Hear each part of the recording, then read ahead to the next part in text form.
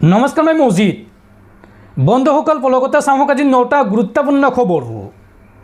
প্ৰথমটো খবৰ, ৰাজ্যৰ লাখ লাখ নিবনুৱা যুৱক যুৱতীলৈ ভাল খবৰ। অসমত পুনৰ ওলাব 2 লাখ চাকৰি। পুনৰ চাকৰি ল'বলৈ সাজু হওক ৰাজ্যৰ লাখ লাখ শিক্ষিত নিবনুৱা যুৱক যুৱতীয়ে। অসমত অতি শীঘ্ৰে নিযুক্তি দিয়া হ'ব 2 লাখ চাকৰিত। আৰু লগতে ৰাজ্যত পুনৰ চলিব সৰ্ববৃহৎ উচ্ছেদ অভিযান। নিৰ্বাচনত জয়ৰ পিছতে এই বৃহৎ ঘোষণা মুখ্যমন্ত্ৰী হিমন্ত বিশ্ব শৰ্মাৰ। ৰাজ্যত পুনৰ চলিব উচ্ছেদ অভিযান। অবৈধ বেদখলকাৰীৰ ওপৰত পুনৰ চলিব উচ্ছেদ অভিযান।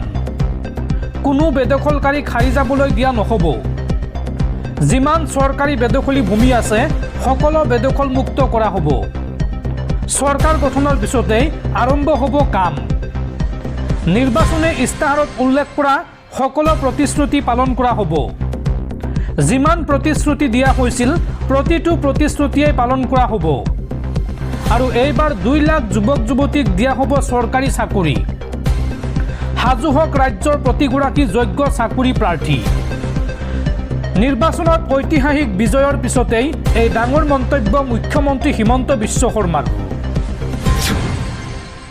পৰৱৰ্তী খবৰ, নিৰ্বাচনত দলীয় পৰাজয়ৰ নৈতিক দায়িত্ব মূৰ পাতি ল'লে গৌৰৱ গগৈয়ে।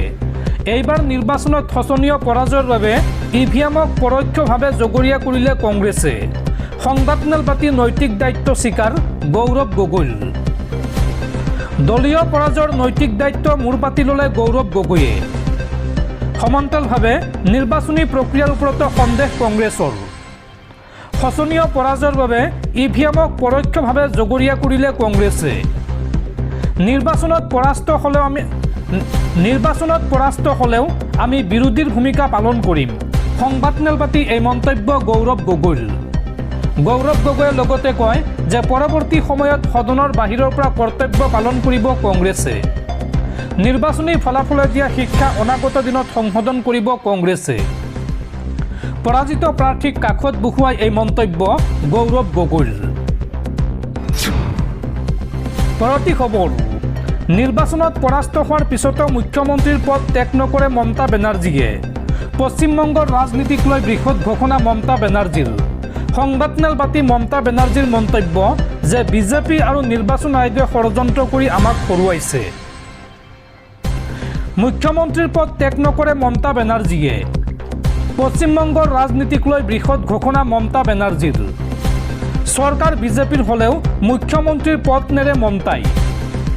বিজেপিয়ে বলপূৰ্বকভাৱে আমাক হৰুৱাইছে। সংবাদমেল পাতি এই মন্তব্য কৰে মমতা বেনাৰ্জীয়ে। মমতা বেনাৰ্জীয়ে লগতে কয় যে আমি পৰাজিত হোৱা নাই, নৈতিকভাৱে জয়ী হৈছোঁ। নিৰ্বাচন আয়োগে ষড়যন্ত্ৰ কৰি পৰাজিত কৰিছে আমাক। বিজেপি আৰু নিৰ্বাচন আয়োগৰ ষড়যন্ত্ৰৰ বলি হৈছোঁ আমি। চৰকাৰ গঠনক লৈ খেলা হ'ব নেকি পশ্চিমবংগত? এই মুহূৰ্তত ডাঙৰ প্ৰশ্ন উত্থাপন হৈছে যে চৰকাৰ গঠনক লৈ নতুন খেলা হ'ব নেকি পশ্চিমবংগত? পদত্যাগৰ আহ্বান সজোৰা নাকচ কৰিলে তৃণমূল কংগ্ৰেছৰ নেত্ৰীগৰাকীয়ে। পৰাজয়ৰ পিছত প্ৰথমবাৰলৈ সংবাদমেল পাতি এই বিস্ফোৰণ পশ্চিমবংগৰ মুখ্যমন্ত্ৰী মমতা বেনাৰ্জীৰ। দৰ্শকসকল, আৰু বহুতো গুৰুত্বপূৰ্ণ খবৰ আছে।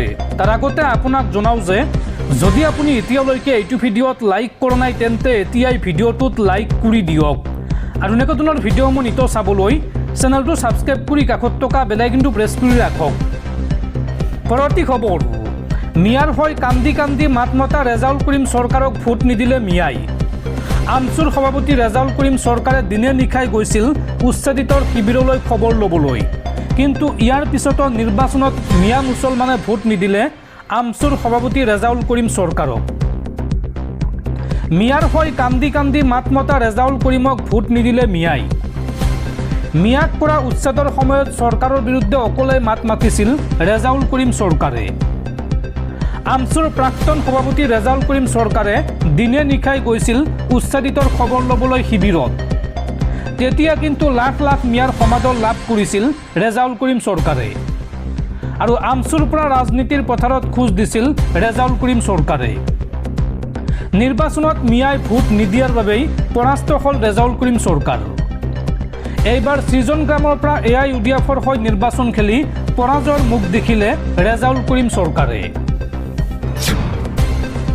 পৰৱৰ্তী খবৰ, অতি শীঘ্ৰে ৰাজ্যত গঠন হ'ব নতুন চৰকাৰ। 6 মে'ত ৰাজ্যপালক নিৰ্বাচিত প্ৰাৰ্থীৰ নাম দাখিল কৰিব মুখ্য নিৰ্বাচনী বিষয়াই। আৰু জনপ্ৰতিনিধিৰ তালিকা মতেই অসমত পৰৱৰ্তী চৰকাৰ গঠনৰ বাবে ৰাজ্যপালে আমন্ত্ৰণ জনাব বিজেপিক। উল্লেখযোগ্য যে 82খন আসন লাভেৰে এইবাৰ একক সংখ্যাগৰিষ্ঠতা লাভ কৰিছে বিজেপিয়ে। পৰৱৰ্তী খবৰ, জুবিন গাৰ্গক লৈ ৰাজনীতি কৰাৰ বাবে নিৰ্বাচনত হাৰিল কংগ্ৰেছ দল। সংবাদমেল পাতি কংগ্ৰেছৰ পৰাজয়ৰ কাৰণ বৰ্ণনা কৰিলে মুখ্যমন্ত্ৰী হিমন্ত বিশ্ব শৰ্মাই। জুবিন গাৰ্গক লৈ ৰাজনীতি কৰাৰ বাবে হাৰিল কংগ্ৰেছ দল। নিৰ্বাচনী ইস্তাহাৰত ভূপেন হাজৰিকা জুবিন গাৰ্গৰ নাম কিয়, এই প্ৰশ্ন মুখ্যমন্ত্ৰীৰ। কংগ্ৰেছত এতিয়া এনেবোৰ উপদেশ দিয়া মানুহ নাই।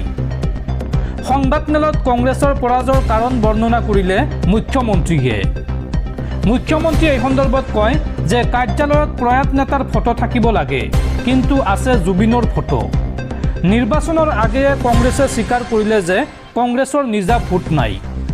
জুবিন গাৰ্গৰ নামত ভোটৰ আশা কৰি ভুল কৰিলে কংগ্ৰেছে। ময়ো জুবিন অনুৰাগী, অধিকাংশ জুবিন অনুৰাগীয়েই বিজেপিৰ। জীৱনকালত জুবিন গাৰ্গৰ কাষলৈ নগ'ল কংগ্ৰেছৰ কোনো লোক। মৃত্যুৰ পিছত জুবিনক লৈ নিকৃষ্ট ৰাজনীতি কৰিলে কংগ্ৰেছে। জুবিন গাৰ্গক লৈ ৰাজনীতি কৰাৰ বাবেই নিৰ্বাচনত হাৰিল কংগ্ৰেছ দল। সংবাদমেল পাতি এই মন্তব্য মুখ্যমন্ত্ৰী হিমন্ত বিশ্ব শৰ্মাৰ। পৰৱৰ্তী খবৰ, ভৱিষ্যতে নিৰ্বাচন নেখেলাৰ সিদ্ধান্ত মীৰা বৰঠাকুৰৰ। মীৰা বৰঠাকুৰে এই সন্দৰ্ভত কয় যে 3বাৰকৈ টিকট দি দলে মোক বহুত সন্মান দিছে, কিন্তু মই দলক একো দিব পৰা নাই। নিৰ্বাচনত পৰাজয়ৰ পিছতে এই মন্তব্য জ্যেষ্ঠ কংগ্ৰেছ নেত্ৰী মীৰা বৰঠাকুৰৰ। পৰৱৰ্তী খবৰ, নিৰ্বাচনৰ ফলাফল ঘোষণা হোৱাৰ পিছতে উদ্ভণ্ডালি।